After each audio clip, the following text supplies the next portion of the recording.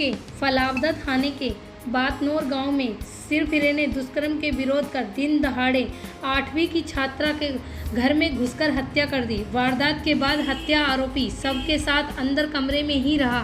ग्रामीण दीवार तोड़कर अंदर घुसे। वहीं परिजनों का कहना है कि हत्या आरोपी रोहित ने 15 दिन पहले छेड़छाड़ भी की थी। पुलिस गिरफ्त में हत्या आरोपी ने प्रेम प्रसंग की कहानी बताई, जिसके बाद पुलिस दोनों की कॉल डिटेल खंगाल रही है।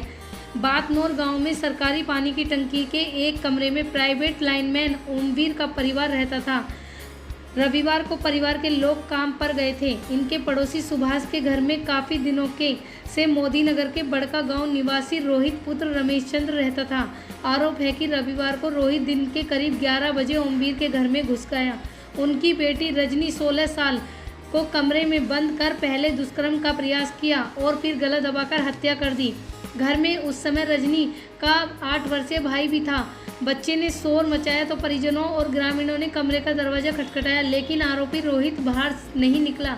इस पर लोगों ने कमरे की दीवार तोड़ी, अंदर रजनी का शव पड़ा मिला।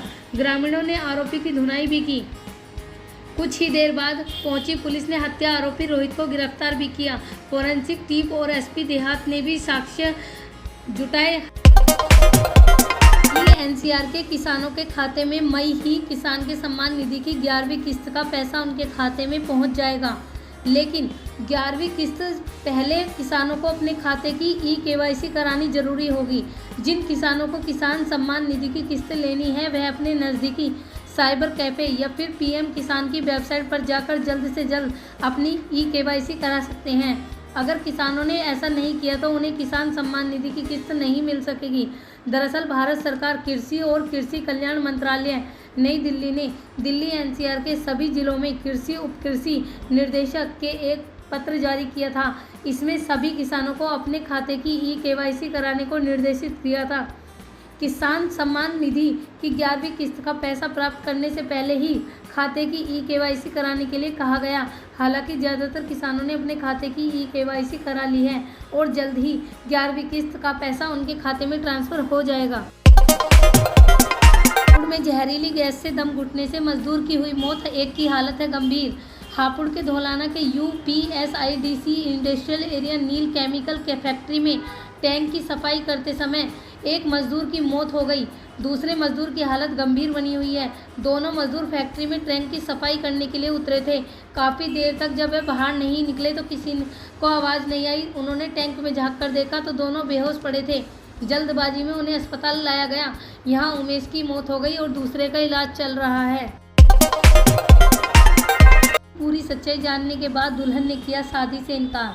दरअसल ये घटना उत्तर प्रदेश के औरैया जिले की है, जहां जनेतपुर गांव में ही हमीरपुर से बारात आई थी और लड़की वालों ने बड़ी धूमधाम से बारात का स्वागत भी किया।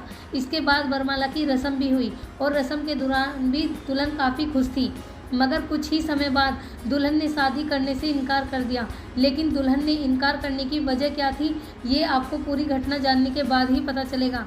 बता दें कि औरैया सदर कोतवाली क्षेत्र में गांव जनेतपुर में रविवार के दिन हमीरपुर से बारात आई थी और वरमाला के बाद जब फेरे लेने के लिए दुल्हन को मंडप पर लाया गया तो दुल्हन ने शादी करने से ही मना कर दिया, जिसके बाद हर तरफ हंगामा मच गया।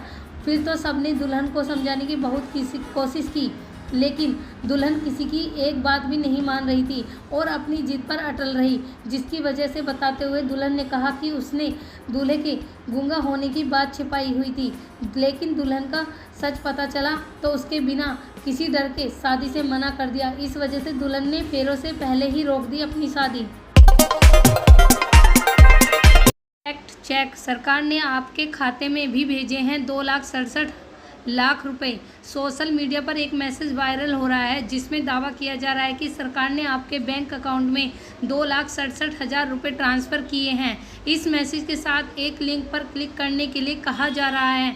अगर आपके पास ऐसा कोई मैसेज आया है तो सावधान हो जाइए। दरअसल PIB ने साफ तौर पर कहा है कि सरकार द्वारा ऐसी कोई योजना नहीं चलाई जा रही है।